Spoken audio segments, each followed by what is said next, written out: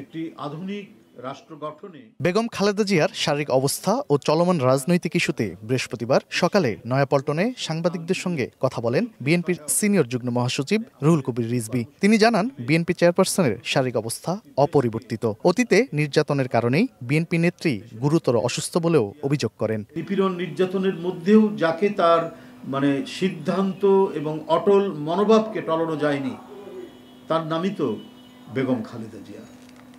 তাকে নানা চক্রান্ত, ষড়যন্ত্র এবং নির্যাতন করে হয়তো তাকে অসুস্থ করা হয়েছে, কিন্তু যতক্ষণ তার তিনি আমাদের সাথে কথা বলেছেন বা তিনি সুস্থ ছিলেন, ততক্ষণও তিনি এদেশের মানুষ এবং স্বাধীনতা, সার্বভৌমত্ব এবং গণতন্ত্রের প্রশ্নে তার যে দৃঢ় মনোবল, সেই মনোবলকে দুর্বল করা যায়।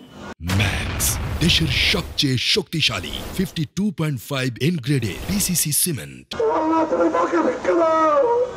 এদিন জাতীয় প্রেস ক্লাবে দোয়া মিলাদ ও দুস্থদের মাঝে খাবার বিতরণ কর্মসূচিতে বিএনপির ভাইস চেয়ারম্যান শামসুজ্জামান দুদু বলেন, বেগম জিয়া দেশের গণতন্ত্রকে সমৃদ্ধ করেছেন। তার রাজনৈতিক জীবনে প্রতিহিংসার দৃষ্টিভঙ্গি ছিল না বলেও মন্তব্য করেন তিনি। মানুষটা গণতন্ত্রকে সমৃদ্ধ করেছেন, কখনো প্রতিহিংসামূলক কোনো দৃষ্টিভঙ্গি বা কার্যক্রমে তিনি কখনো ছিলেন। তিনি কটূক্তি পছন্দ করতেন না, নিজেও করতেন। ক্ষমতার বাইরে ক্ষমতায় থেকে যে কাজগুলো তিনি করেছেন, সেটা ইতিহাসে সবসময় সংরক্ষণ করে রাখা যায়। বিএনপি চেয়ারপারসনের দ্রুত আরোগ্য কামনায় শুক্রবার সারা দেশে দোয়ার আয়োজন করেছে বিএনপি।